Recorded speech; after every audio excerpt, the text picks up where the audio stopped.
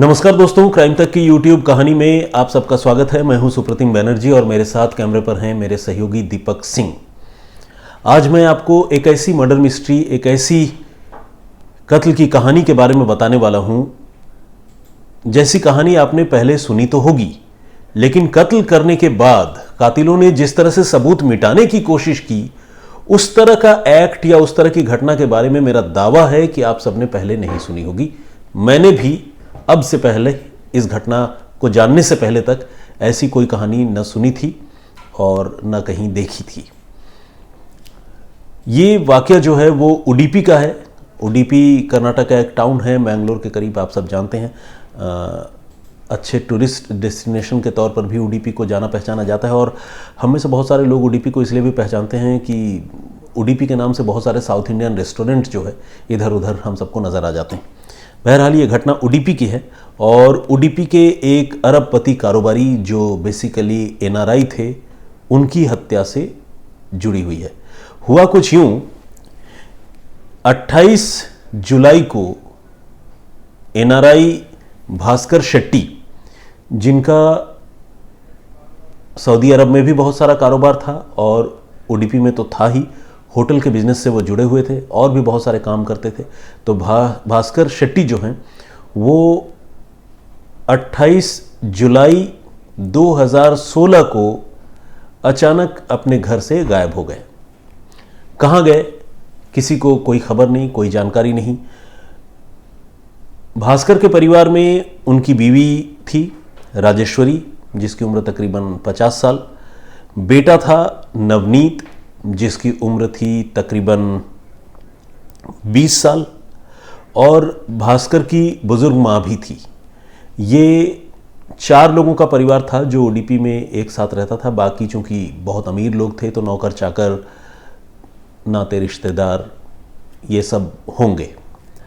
तो जब भास्कर शेट्टी 28 को गायब हुए और रात को नहीं लौटे तो घर वाले बहुत परेशान हुए। लेकिन जो भास्कर की धर्मपत्नी है, सबसे ज़्यादा परेशान तो ऑब्वियसली वही थी, राजेश्वरी। लेकिन इससे पहले कि राजेश्वरी और भास्कर का बेटा नवनीत ये लोग पुलिस थाने जाते, भास्कर की गुमशुदगी की रिपोर्ट लिखवाते, भास्कर की बुजुर्ग माँ गुलाबी शेट्टी ये पहुँच गई मणिपाल पुलिस स्टेशन और वहाँ जाकर गुलाबी शेट्टी ने अपने बेटे की गुमशुदगी की रिपोर्ट दर्ज करवाई। और न सिर्फ बेटे की गुमशुदगी की रिपोर्ट दर्ज करवाई, बल्कि ये भी पहली ही रिपोर्ट में उन्होंने शक भी जता दिया कि मुझे लगता है कि मेरे बेटे भास्कर की गुमशुदगी में उसकी बीवी और उसके बेटे यानी मेरे पोते का हाथ है। इस तरह की बात जब बुजुर्ग महिला ने पुलिस थाने में दी गई कंप्लेंट में दर्ज की, लिखवाई, तो पुलिस वालों को भी हैरानी हुई। और ख़ासकर वो इसलिए भी, जिसे कहते हैं कि सख्ते में आ गए, क्योंकि ये कोई मामूली लोग नहीं थे। शहर के बहुत अमीर लोगों में इनकी गिनती होती थी और भास्कर शेट्टी का इस तरह से गायब हो जाना, उसकी मां का थाने पहुंचना अपने आप में एक बड़ी घटना जो है, टॉक ऑफ द टाउन जिसे कहते हैं, वो बन गई। पुलिस ने इस मामले की जांच शुरू की। पुलिस ने भास्कर के घर वालों से पूछा, कहने का मतलब राजेश्वरी से और नवनीत से, बेटे से, लेकिन इन लोगों ने कोई पुख्ता आंसर नहीं दिया, कोई ऐसी बात नहीं बताई जिससे पुलिस को कोई क्लू मिल पाता कि भास्कर शेट्टी कहाँ गया होगा या कैसे गायब हुआ होगा।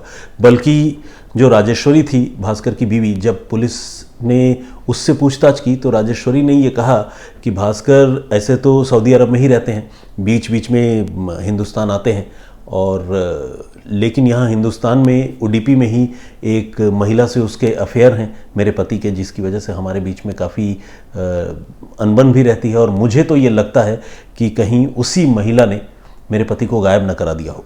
तो कुल मिलाकर इस मामले की तफ्तीश जो पुलिस कर रही थी, पुलिस का पहला शक तो राजेश्वरी और बेटे नवनीत पर ही था, क्योंकि भास्कर की मां ने कंप्लेंट दी थी। अब राजेश्वरी ने उस मामले को एक नया एंगल दे दिया, ये कहकर कि भास्कर शायद अपनी गर्लफ्रेंड के साथ गायब हो गए हैं या गर्लफ्रेंड ने शायद मेरे पति को गायब कर दिया है। इस तरह की बात जो है वो राजेश्वरी ने पुलिस को बताई। पुलिस भी कंफ्यूज थी, लेकिन पुलिस को इस मामले की तफ्तीश तो करनी थी। अब पुलिस ने इस मामले की जांच पड़ताल के लिए इलेक्ट्रॉनिक सर्विलांस की मदद ली और पुलिस ने ये देखा कि भास्कर शेट्टी आखिरी बार कहाँ था और कहाँ गया था। परिवार के जो लोग हैं, राजेश्वरी, नवनीत, ये लोग उस दिन यानी 28 जुलाई को ये लोग कहाँ थे, ये सारी चीज़ें पुलिस ने एक्सप्लोर करनी शुरू की।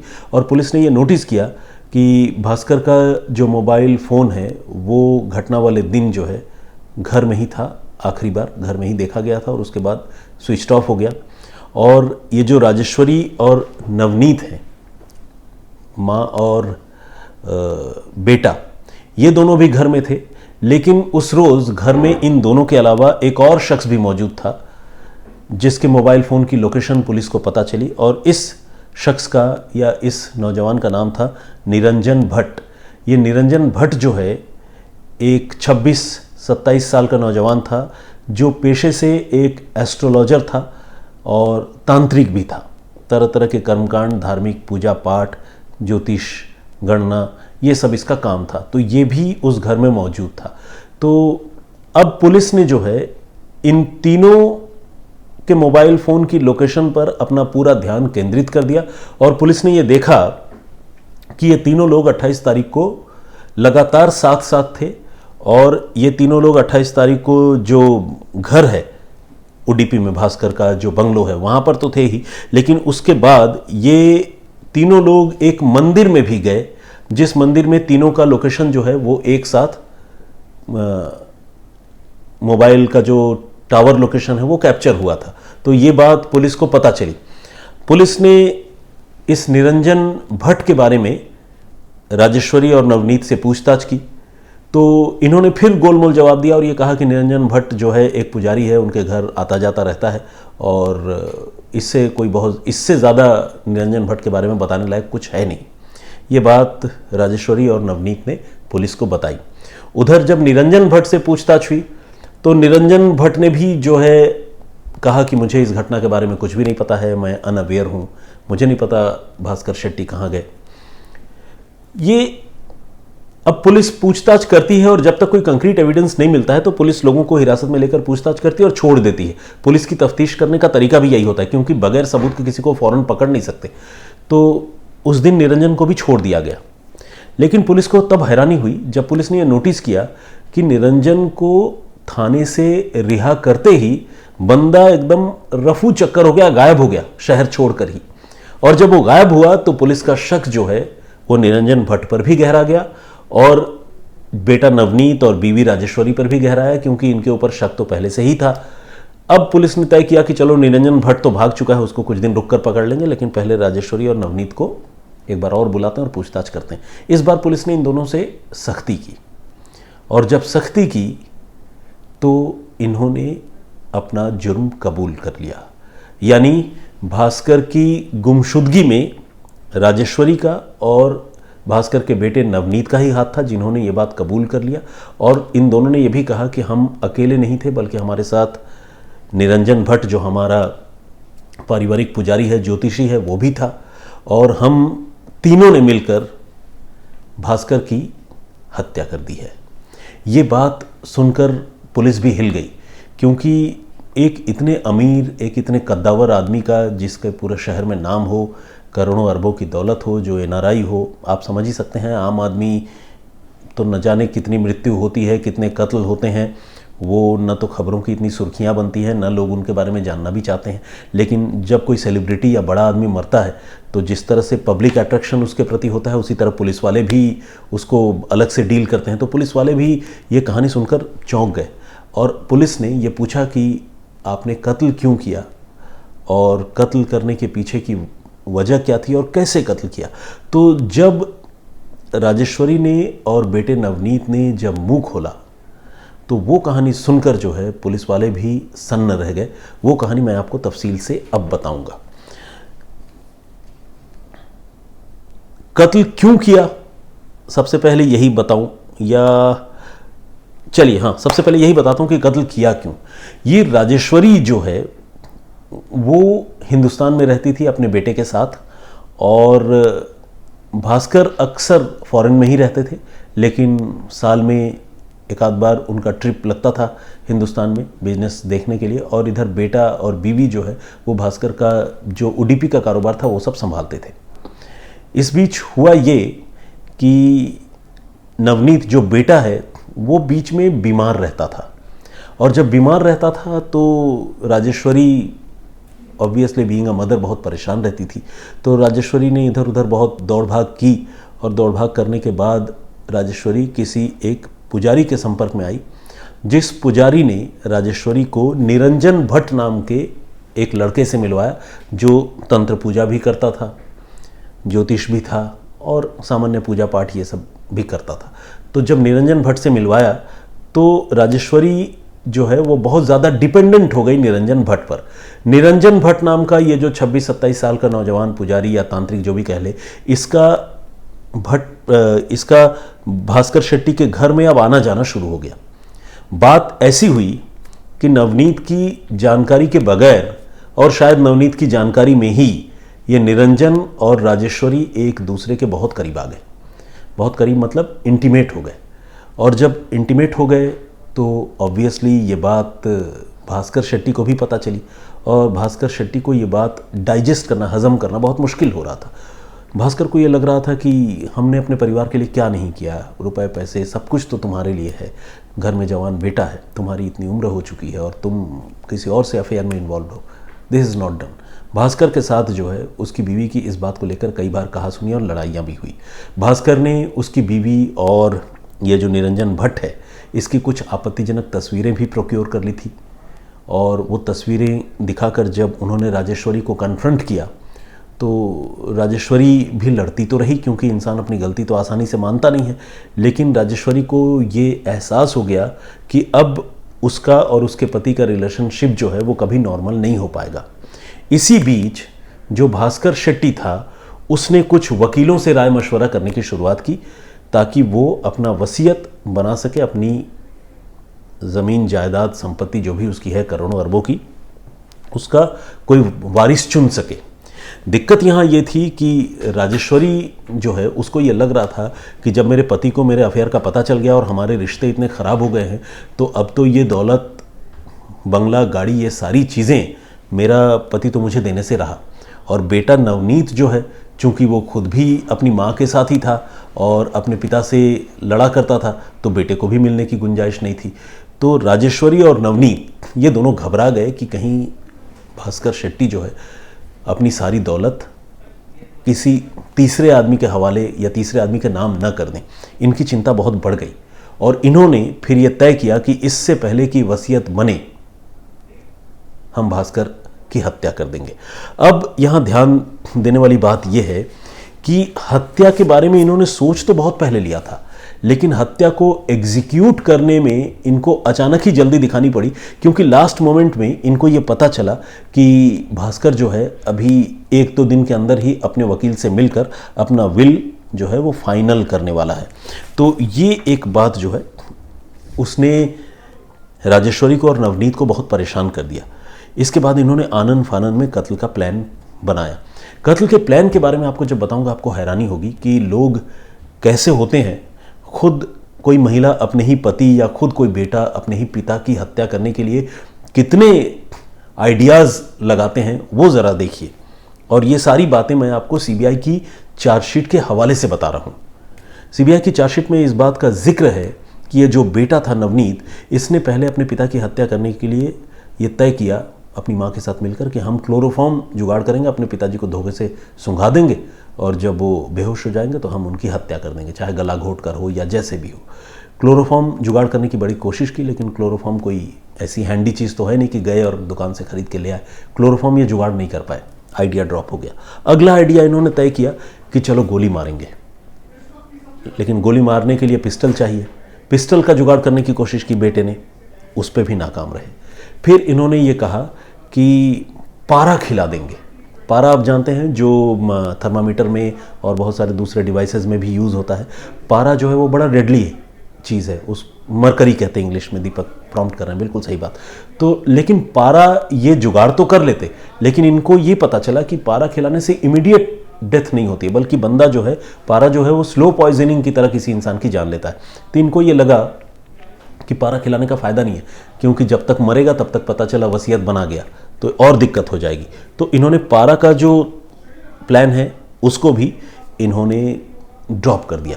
फिर इनको पता चला कि एक ऐसा गन भी होता है जिस गन से अगर किसी को शूट किया जाए तो जिस्म पर कोई बहुत बड़ा बुलेट होल या मार्क तो नहीं बनता, लेकिन कार्डियक अरेस्ट हो जाता है।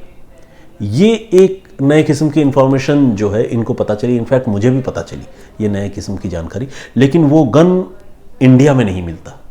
तो जब भारत में वो बंदूक वो गन नहीं मिलता तो ये उस गन को भी प्रोक्योर नहीं कर सके। तो वरना हो सकता है कि वो गन खरीद कर ये भास्कर शेट्टी को मारते, उसकी गोली या सुई जो भी कह ले, गन से जो भी चीज़ निकलती होगी, और भास्कर शेट्टी को कार्डियक अरेस्ट हो जाता। लेकिन वो भी संभव नहीं हुआ तो इन्होंने वो भी छोड़ दिया। फिर इन्होंने फाइनली कंक्लूड किया कि चलो कुछ नहीं, साइनाइड जुगाड़ करते हैं, साइनाइड ही चटा देंगे या खिला देंगे, साइनाइड से तो फ़ौरन मौत हो जाती है और हम बच जाएंगे। साइनाइड जुगाड़ करने की जिम्मेदारी जो है उसको दी गई, जो वो निरंजन भट्ट था। निरंजन भट्ट भी निहायत ही नाकारा, साइनाइड भी जुगाड़ नहीं कर पाया। हालांकि नाकारा था तो बढ़िया था, वरना साइनाइड जुगाड़ करता तो मौत और पहले होती। तो साइनाइड जुगाड़ करने की कोशिश की, लेकिन कोशिश नाकाम हो गई और फाइनली इनको आनन फानन में भास्कर शेट्टी के कत्ल की साजिश रचनी पड़ी। हुआ यूं कि 28 जुलाई को भास्कर शेट्टी अपने घर में था और वो जैसे ही नहाकर वो बाथरूम से बाहर निकला, घर में उस वक्त राजेश्वरी, नवनीत और निरंजन ये तीनों मौजूद थे। इन तीनों ने मिलकर उस पर अचानक हमला कर दिया। किसी भारी चीज़ से भास्कर के सिर पर पहले वार किया गया। जब भास्कर अनकॉन्शियस हो गया, जब उसकी हालत बहुत बिगड़ गई, तो उसके बाद ताबड़तोड़ और कई सारे वार किए और फाइनली भास्कर की उन्होंने, इन तीनों ने मिलकर घर के अंदर ही बहुत ही बर्बर, बहुत ही दर्दनाक तरीके से पीट पीट कर भास्कर की हत्या कर दी।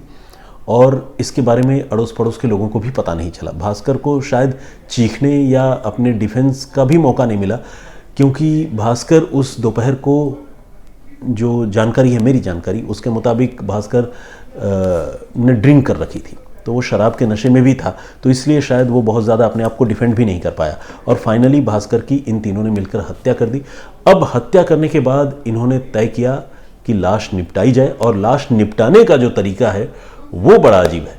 इन्होंने क्या किया, भास्कर की लाश को पहले पॉली बैग में पैक किया, बड़े से बैग में, बोरे में, प्लास्टिक के बोरे में, और फिर पैक करके अपनी गाड़ी की डिग्गी में लोड किया और वहाँ से बंगले से निकल गए निरंजन भट्ट के मंदिर के लिए। निरंजन भट्ट उस मंदिर में अकेला नहीं रहता था, उसके पिता, माता, ये सारे लोग भी रहते थे और मंदिर के जो सेवादार, नौकर चाकर ये भी थे। सेवादार, नौकर चाकर तो वहाँ थे, लेकिन उनको अगर निरंजन बोल देता कि हाँ अभी जाओ, कुछ तंत्र हो रहा है या पूजा हो रहा है, तो वो तो पास नहीं फटकते। लेकिन मम्मी पापा को तो ऐसा बोल नहीं सकता था, तो निरंजन ने साजिशन अपनी बुजुर्ग माँ को पहले ही बीमारी का हवाला देकर हॉस्पिटल में भर्ती करा दिया था, इस कत्ल वाले दिन से एंड पहले। और जो निरंजन का बुजुर्ग पिता था, वो पिता जो हैं वो अपनी पत्नी के साथ, यानी निरंजन की माँ के साथ हॉस्पिटल में थे। तो जो मंदिर था निरंजन का या निरंजन के परिवार का, भट्ट परिवार का, वो मंदिर बिल्कुल सुनसान था और ये तीनों लाश लेकर गाड़ी में वहाँ पहुँचे। पहले से उस लाश को निपटाने की तैयारी हो चुकी थी और आपको जानकर हैरानी होगी, उस लाश को उसी पवित्र हवन कुंड में जलाया जाना था, जिस हवन कुंड से न जाने कितने हवन पहले हुए और बाद में होने वाले थे, जन कल्याण के लिए, लोगों की भलाई के लिए। उस हवन कुंड में इन्होंने लाश डाली, पेट्रोल डाला, घी डाला, कई किलोग्राम कपूर, जिससे कैम्फर कहते हैं, वो डाला, लकड़ियाँ डाली और उस लाश को वहाँ फूंक दिया। जो नौकर चाकर इर्द गिर्द थे उनको पास नहीं फटकने दिया और जब सब कुछ खत्म हो गया, जब जलकर सब राख हो गया, तो निरंजन ने अपने ड्राइवर, जिसका नाम राघवेंद्र है, उसको बुलाया और कहा कि हमने यहाँ शमशान काली यज्ञ किया था, यानी काली माता को खुश करने के लिए यज्ञ किया था और इसी अग्निकुंड में, इसी हवन कुंड में हमने 7 मुर्गियों की बलि दी है, उनको जलाया है। तो अब ये जो राख है, ये सारा राख तुम समेटो और समेट कर बैग में पैक कर लो, इसको अब हमें जल प्रवाह करना है, नदी में बहाना है। राघवेंद्र जो ड्राइवर है वो इस बात से अनजान था। उसे जब हुक्म मिला अपने मालिक का, अपने आका का, तो क्या करता, वो हवन कुंड में उतरा और उतरने के बाद उसने वो सारी राख समेटी। लेकिन जब वो राख समेटने लगा तो अचानक उसने देखा कि हवन कुंड की राख में इंसानी हड्डियां हैं। ये देखकर वो तो कांप गया, सिहरन पैदा हो गई उसके जिस्म में। वो भागता हुआ पहुंचा निरंजन के पास और बोला कि मालिक ये क्या है, हवन कुंड में तो आपने कहा था कि मुर्गियां डाली गई हैं, यहाँ तो इंसान की हड्डियां निकल रही हैं। लेकिन वो था तो ड्राइवर, सर्वेंट ही था। निरंजन भट्ट ने उसे कहा कि देखो मुंह बंद रखो, और जो भी हुआ है वो भले के लिए हुआ है, और हमें ये लाश उठाकर जो है हमें ये बहानी है राख, इसीलिए सारा सब कुछ समेट लो। राघवेंद्र को झटका तो लगा, लेकिन वो इस बात से पीछे नहीं हटा और उसने अपने मालिक निरंजन भट्ट का साथ देने का फैसला किया और सारी हड्डियां, राख, ये सब समेट कर कम से कम 8 से 10 अलग अलग प्लास्टिक के बैग में उन्होंने ये राख भर लिया। और भरने के बाद उडुपी नदी में ही उस मंदिर से कई किलोमीटर दूर वो फिर से बोरी में लाद कर वो लेकर गए, और सारी जो बोरी नहीं, सारे जो बैग थे, वो सारे बैग में जो राख थी, वो सारी राख जो है उस नदी में उन्होंने डाल दी कि पिघल जाए, राख बह जाए, और इस तरह से सारे सबूत मिटाकर वो वापस आ गए। वापस आने के बाद 28 जुलाई का पूरा दिन कत्ल करना, अग्निकुंड में लाश को जलाना, उसकी राख बटोरना, उसे नदी में बहाना, इन सारी चीज़ों में निकल गया। लेकिन 28 तारीख को ये तीनों लगातार साथ साथ थे और इनके मोबाइल फ़ोन की लोकेशन इस बात की गवाही दे रही थी। तो जैसा कि मैंने आपको बताया कि जब इनसे पुलिस ने कन्फ्रंट किया तो इन्होंने जुर्म भी कबूला और साथ में ये बात भी कबूली, ये बात भी बताया कि किस तरह से उन्होंने ये हत्या की और लाश को ले जाकर नदी में फेंक दिया। पुलिस को जैसे ही इसके बारे में पता चली, तकरीबन 10 से 12 दिन पुलिस को इस मामले को का खुलासा करने में लगे, बल्कि हाँ 10 दिन तकरीबन। उसके बाद पुलिस ने न सिर्फ इनको गिरफ्तार किया, बल्कि उस नदी में जाकर वो प्लास्टिक के बैग भी कलेक्ट किए जिसमें भास्कर शेट्टी की लाश के जले हुए अवशेष थे, हड्डियां कलेक्ट की, और हवन कुंड से सारे जो बचे खुचे हिस्से थे वो कलेक्ट किए। और इस तरह इस मामले में राजेश्वरी, बेटा नवनीत, राजेश्वरी का प्रेमी तांत्रिक निरंजन भट्ट वो, और उसका ड्राइवर राघवेंद्र, इनको जो है पुलिस ने गिरफ्तार किया, क्योंकि राघवेंद्र मर्डर में तो शामिल नहीं था लेकिन उसने सबूत मिटाने में भी मदद की थी। बाद में पता चला कि जो निरंजन भट्ट का पिताजी है वो भी इस मामले में गिरफ्तार किया गया था, क्योंकि उसने इस घटना के बाद हवन कुंड के टाइल्स वगैरह भी बदले थे। अब जाहिर है नोइंगली बदले होंगे, इस कत्ल के बारे में उसे पता चल गया होगा, तभी सीबीआई ने उसे गिरफ्तार किया, वरना उसे गिरफ्तार नहीं किया जाता। हवन कुंड में जब ये लाश जलाई जा रही थी तो बिल्कुल जिस तरह से धार्मिक कर्मकांड होते हैं, ये कातिल इतने शातिर थे कि इन्होंने उसी तरह से वहाँ धार्मिक कर्मकांड का ड्रामा किया। घंटे घड़ियाल बजाए ताकि जब हड्डियाँ हवन कुंड में चटके इंसान की हड्डी, या आमतौर पर जब आपको पता है जब खोपड़ी जलती है तो वो अचानक फटती भी है, तो जब वो स्कल चटके तो उसकी आवाज़ भी लोगों तक न पहुँचे, इसलिए घंटे घड़ियाल बजाए, हवन कुंड में घी डाला, पेट्रोल भी डाला, कपूर भी डाला, ताकि अगर लाश की बदबू हो तो वो बदबू भी आसपास के लोगों को पता न चले, क्योंकि घी और कपूर की खुशबू भी होती है, तो उससे जो है लोगों को पता भी नहीं चलेगा। और ये इस कोशिश में या इस साजिश में काफ़ी हद तक कामयाब भी रहे थे। लेकिन जैसा कि मैंने आपको बताया कि इनके मोबाइल फ़ोन की लोकेशन चुगली कर रही थी, फिर जो भास्कर की माँ थी, बुज़ुर्ग माँ, उन्होंने अपनी बहू की करतूत के बारे में पुलिस को बता दिया था। तो ये सारी चीज़ें जो है उसकी वजह से ये मामले की तफ्तीश जो है वो बहुत कॉम्प्लिकेटेड साबित नहीं हुई। पुलिस ने गिरफ्तार तो जल्द ही कर लिया था इनको, लेकिन चूंकि मामला बहुत हाई प्रोफाइल था, कॉम्प्लिकेटेड इस सेंस में था कि अब अमीर लोगों का मामला होता है तो बहुत सारे लोग सपोर्ट में भी खड़े हो जाते हैं, बहुत सारे लोग अगेंस्ट में भी खड़े हो जाते हैं। तो इतना बड़ा कारोबारी था, तो सरकार ने यह तय किया कि चलो मामले की जाँच फाइनली सीबीआई करे। तो सीबीआई ने ही इस मामले की फाइनल इन्वेस्टिगेशन किया और चार्जशीट दाखिल की, और अभी ये जो मुलजिम है वो जेल में है। इस तरह से एक पत्नी ने अपने नौजवान आशिक के साथ और अपने जवान बेटे के साथ मिलकर अपने अरबपति NRI हस्बैंड का कत्ल कर दिया। घटना 2016 की है और अभी वो जेल में है।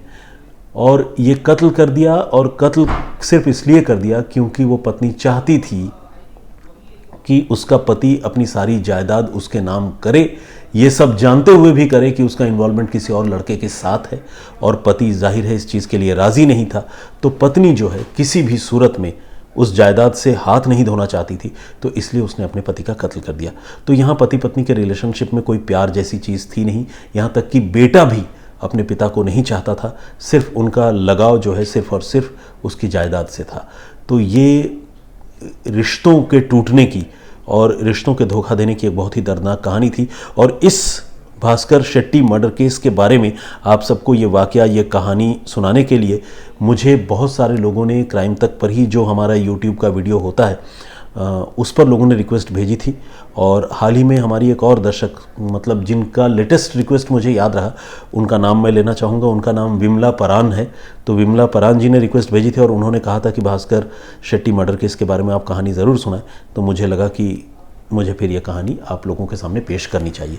तो मैंने वो सारी बातें तो अब आपको बता दी। अब वक्त है कि आप लोगों के जो कमेंट्स इससे प्रीवियस वीडियो में आया था, उस कमेंट्स के बारे में मैं आप सबको उसका जिक्र करूं, और आप जैसे बहुत ही शानदार और अच्छे दर्शकों का कुछ नाम लूं, तो अब वो घड़ी आ गई है। इससे पहले जो आखिरी कहानी मैंने सुनाई थी वो घटना कानपुर की थी। आप सबको याद होगा कि एक बहनोई ने अपनी बड़ी साली के साथ इलिसिट रिलेशनशिप रखा हुआ था और उसके रुपए पैसे भी हड़प लिए थे। और बड़ी साली जब रुपए पैसे के चक्कर में उसने जब अपने बहनोई के साथ इस गुपचुप अफेयर का राज फाश कर दिया, अपनी बहन को बता दिया कि मेरे तुम्हारे हस्बैंड से अफेयर है और तुम्हारा हस्बैंड मुझे एक्सप्लॉइट कर रहा है, तो वो जो बंदा था उसने अपनी बड़ी साली की हत्या करने का फैसला किया। और उस बंदे ने अपने जीजा जी के साथ मिलकर अपनी बड़ी साली की हत्या कर दी, यानी एक महिला की हत्या कर दी। और आपको जानकर हैरानी होगी कि ये हत्याकांड जो है कानपुर में हुआ और पुलिस इस मामले को अपनी तरफ से इन्वेस्टिगेट करके ढूंढ नहीं पाई। 1 साल बाद एक ट्रैफिक चेकिंग पोस्ट पर वो जो बंदा था, वो और उसका जीजाजी, मतलब दोनों कातिल, ये एक बाइक से गुजर रहे थे। उनके पास एक कंट्री मेड पिस्टल थी। उस कंट्री मेड पिस्टल के चक्कर में दोनों नाके पर पकड़े गए और जब पुलिस ने उनकी ठुकाई पिटाई की तो उन्होंने न सिर्फ इस कंट्री मेड पिस्टल की कहानी बताई, बल्कि ये भी बताया कि 1 साल पहले तो उन्होंने एक और हत्या की थी और 1 साल बाद इत्तेफाक से कत्ल का ये मामला खुला था, कत्ल का ये मामला सॉल्व हुआ था। तो ये कहानी हमने आप सबको सुनाई थी और उसको लेकर आप सबने बहुत सारे कमेंट्स किए हैं। थैंक यू वेरी मच आप सबका, जिन लोगों ने भी कमेंट्स किया। बहुत सारे दर्शकों के नाम आज मैं पढ़ने वाला हूँ, लेकिन जाहिर है सारे लोगों के नाम तो एट वन गो पढ़ नहीं सकता, सारे लोगों के कमेंट्स भी नहीं पढ़ सकता। तो जिनका कमेंट मैं नहीं पढ़ पा रहा हूँ, प्लीज़ आप इसको अदरवाइज़ न लीजिएगा। आप ये समझिएगा कि वो मुझसे मिस हो गया वक्त की कमी की वजह से, और अगली बार आप ज़रूर अपनी दिल की बात लिखिएगा, हम उसका जवाब देने की कोशिश करेंगे।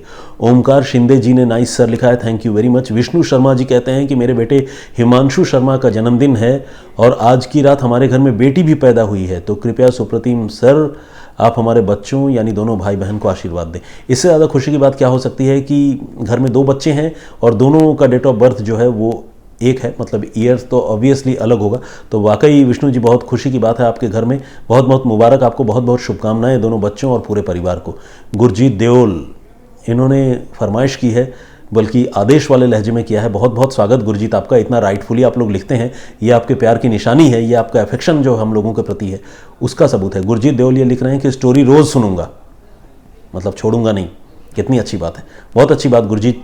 और इन्होंने ये भी लिखा है कि मैं उनका नाम नहीं लेता और आगे से वो कभी कमेंट नहीं करेंगे, नहीं। और उन्होंने कुछ इमोजी बनाए हैं आंसू वाले भी। तो गुरजीत जी, इतना दुखी होने और आंसुओं से रोने की बिल्कुल ज़रूरत नहीं है। There are many things to be happy. आप खुश रहिए। आपका नाम देखिए मैंने लिया, एक बार नहीं कई बार ले चुका हूँ। रितेश पांडे जी, सर आपकी कहानी कहने का तरीका बहुत अच्छा है और आप बीच बीच में इंग्लिश के शब्दों का भी उच्चारण करते हैं, शुद्ध हिंदी के शब्दों का जाल बुनते हैं, उसमें सब फंस जाते हैं। Love from Sonbhadra. Sonbhadra basically Mirzapur के पास है, रॉबर्ट्सगंज।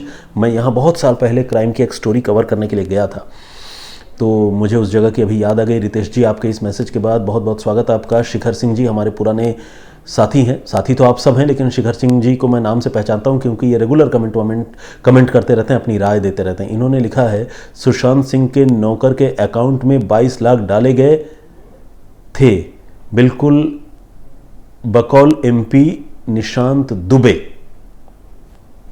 प्लीज़ इन्फो शेयर कीजिए।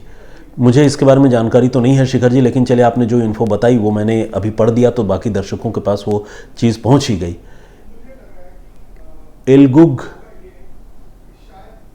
नुकोका ये है आईडी, लेकिन मतलब जिस तरह से आईडी पढ़ने में मेरी ज़ुबान फिसल रही है और दांत टूटने की नौबत आ रही है, लेकिन बंदा जो अपना है वो इंडियन है। ऑब्वियसली मैं प्रोनाउंस नहीं कर पा रहा हूँ, ये मेरी कमी है, मतलब आपको डिसऑनर नहीं करना चाहता हूँ। ये बहुत खुशी की बात है कि आप नॉर्थ ईस्ट से हैं। नॉर्थ ईस्ट के लोग जो हैं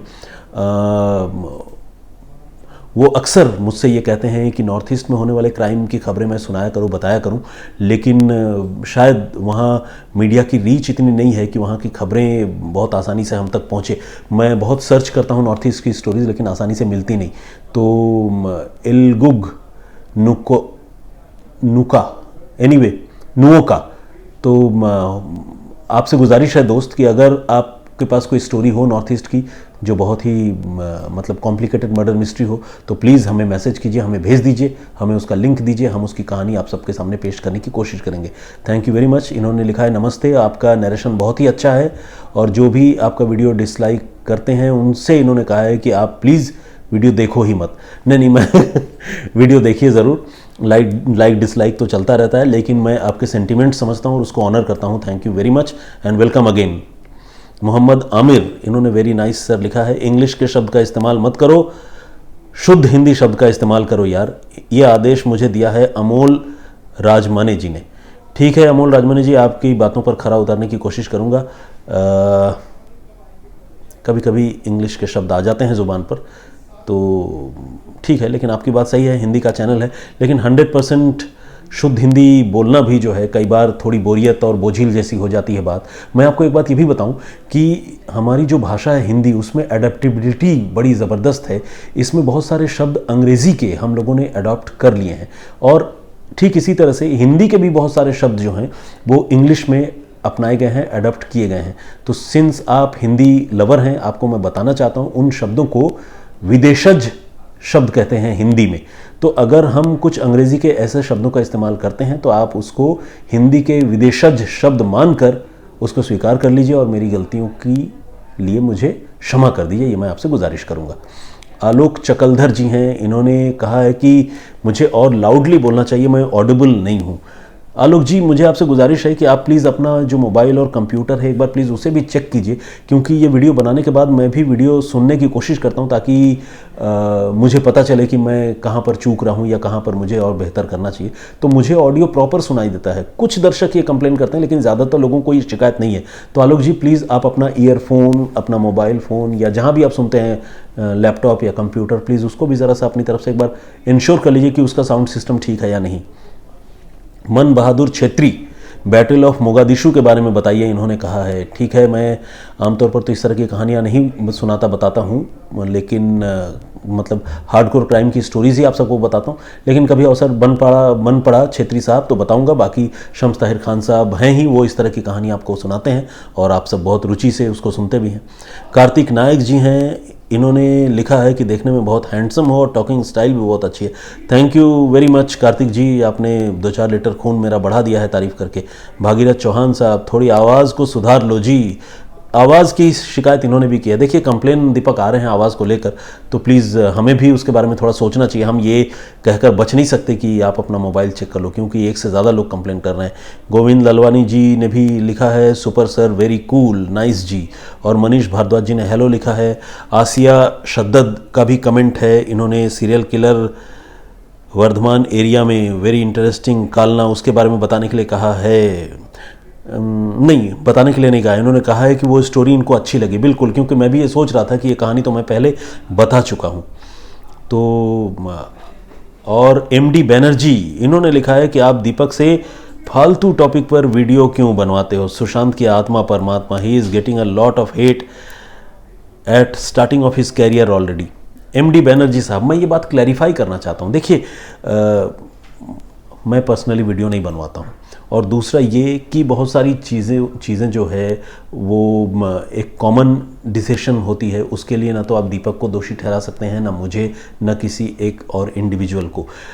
दीपक ने जो वीडियो बनाया उस सुशांत सिंह राजपूत की जो मृत्यु हुई, उनकी मृत्यु के बाद जो पैरानॉर्मल एक्सपर्ट हैं हफ नाम, स्टीव हफ, उन्होंने जो एक प्लैंचेट सरीखा कोई एक्ट किया था जिसमें उन्होंने सुशांत की आत्मा से बात करने की बात कही थी, उस पर जो वीडियो बनाया, ऑब्वियसली इसका मकसद जो है भूत प्रेत और इस तरह के अंधविश्वास को बढ़ावा देना नहीं है, लेकिन सुपरनेचुरल और पैरानॉर्मल चीज़ों पर वर्ल्ड में बहुत सारे रिसर्च हो चुके हैं, बहुत सारी बातें होती हैं, और उसी की रोशनी में दुनिया में लोग सुशांत सिंह राजपूत से कॉन्टैक्ट करने की कोशिश कर रहे हैं। इस बात को आप सब तक पहुँचाने का इरादा था, जिसके लिए वो वीडियो बनाई गई थी। आप लोगों ने बहुत कम समय में, कम से कम जहाँ तक मैंने देखा है, कम से कम 3.5-4 लाख लोगों ने वो वीडियो को इतने कम समय में देखा है।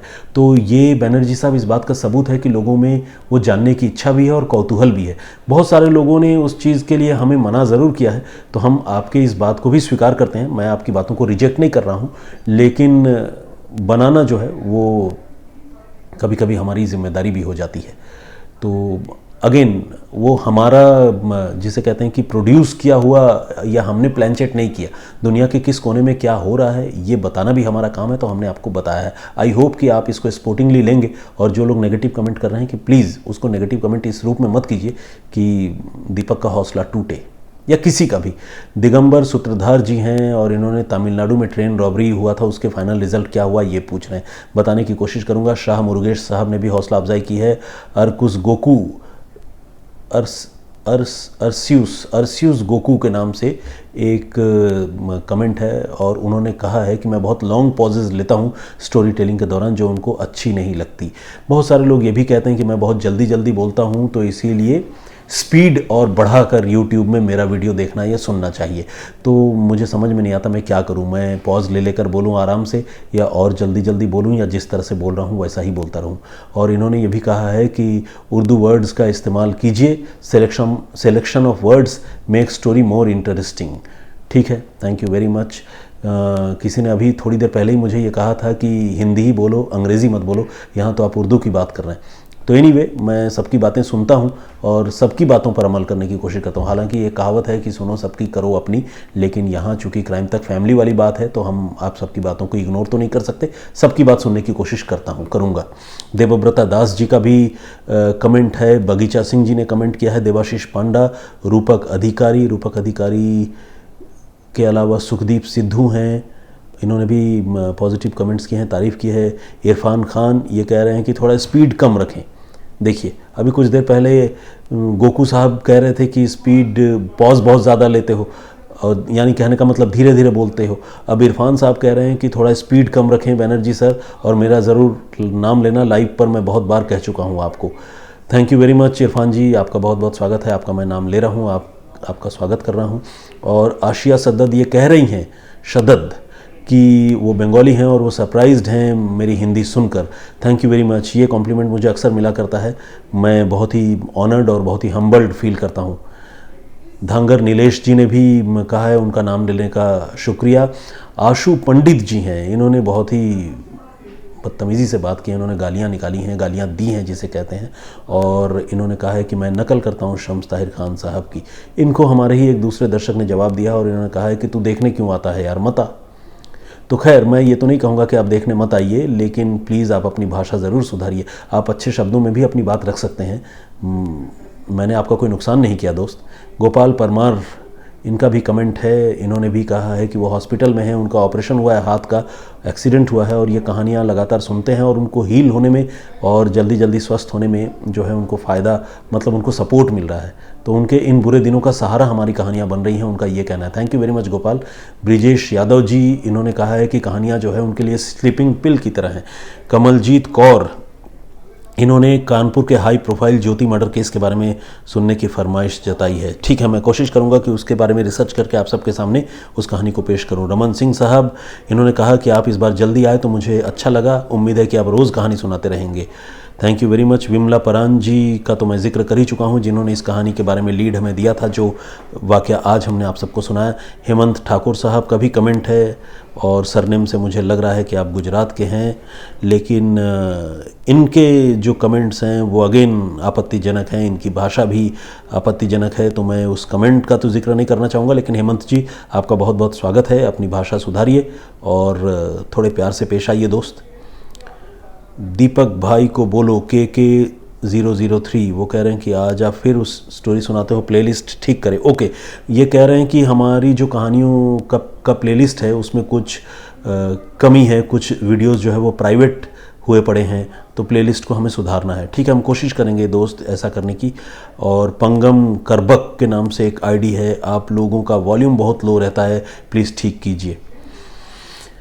इस पर भी हम काम करेंगे, हम आपको ये भरोसा देते हैं। Anand Rawat ji, mobile and car news, Ashish Mishram, JP sir, Krishna Sharma, बहुत अच्छे तरीके से आप कहानी सुनाते हैं, थैंक यू बेटा। बिल्कुल कृष्णा जी, मैं आपको याद करता हूँ, आप हमसे हमेशा मदरली तरीके से पेश आती हैं। आपने अपने बारे में बताया था कि आप शायद बनारस से हैं और आपको मेरी कहानियाँ बहुत पसंद आती है। मैं बहुत शुक्रगुजार हूँ और हमेशा आपकी आशीर्वाद का आकांक्षी हूँ और तलबगार रहता हूँ उसका।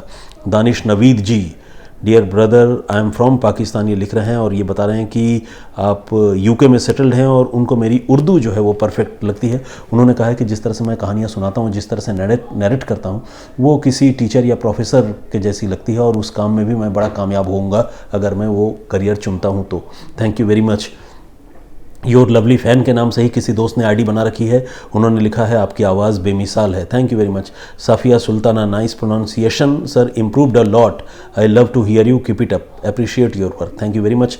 डेजी विलियम, आप इंडियन टाइम के हिसाब से कितने बजे आते हैं, डेजी विलियम ने पूछा है। मैं आपको जवाब देना चाहता हूँ, दोपहर के 1:30 पर। और सुशांत सिंह राजपूत के मामले में जस्टिस चाहिए उन्होंने कहा है और वो डेनमार्क में बहुत दुखी है उसके लिए। अच्छा, डेजी मेरे ख्याल से डेनमार्क से हैं या वहाँ रहती हैं, इंडियन होंगी क्योंकि हिंदी लिख रही हैं, तो डेनमार्क से देखती हैं, उन्होंने अपने बारे में बताया। Thank you very much Daisy.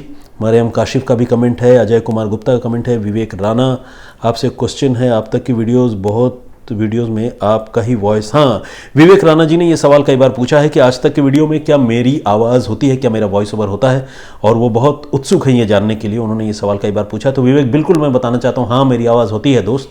मैं आज तक के लिए बहुत सारे वॉइस ओवर्स करता हूँ और आप मुझे आज तक न्यूज़ चैनल पर भी सुन सकते हैं। कभी कभी हमारे शो वारदात में, क्राइम का जो शो होता है रात 11 बजे, जिसे शम्स ताहिर खान साहब अक्सर पेश करते हैं, उस शो को कभी कभी मैं भी पेश करता हूँ, तो आप मुझे कभी कभी देख भी सकते हैं वहाँ।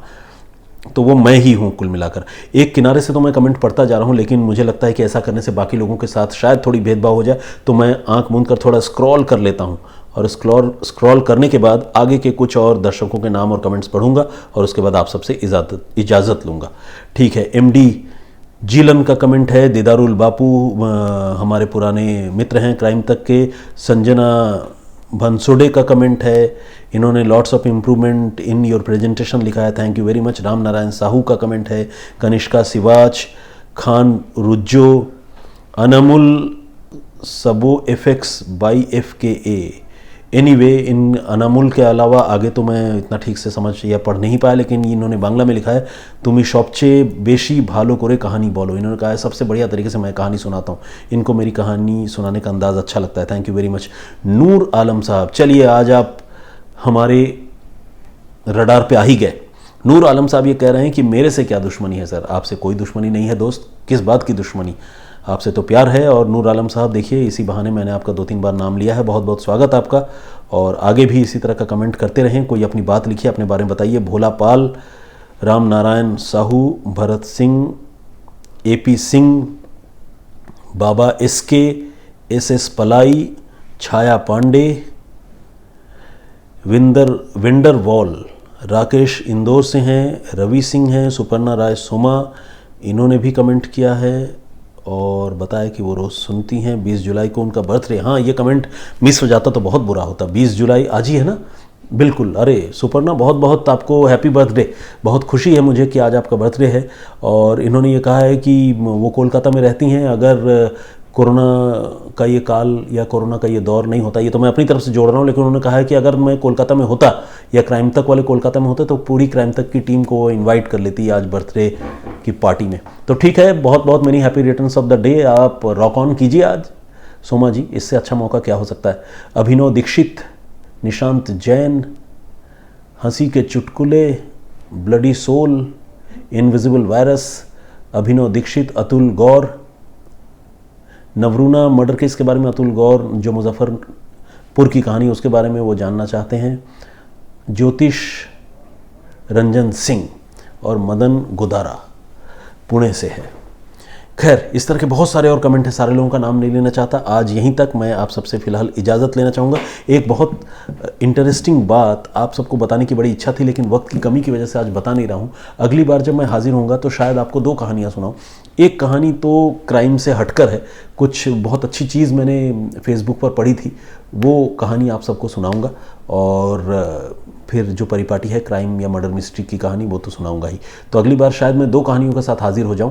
और लेकिन इसमें देखना मुझे ये होगा कि क्राइम की वो कहानी बहुत ज़्यादा कॉम्प्लिकेटेड और लेंदी ना हो, क्योंकि अगर वो कहानी लंबी होगी तो फिर मैं वो जिस कहानी को सुनाना चाहता हूँ वो शायद नहीं सुना पाऊँगा। तो फिलहाल मुझे इजाज़त दीजिए, लेकिन स्टोरी बैंक रेडी है, बहुत जल्दी आप सबसे फिर मिलने वाला हूँ। बहुत अपना ख्याल रखिए, सुरक्षित रहिए और मुझे और दीपक को फिलहाल छुट्टी दीजिए। जय हिंद, जय भारत।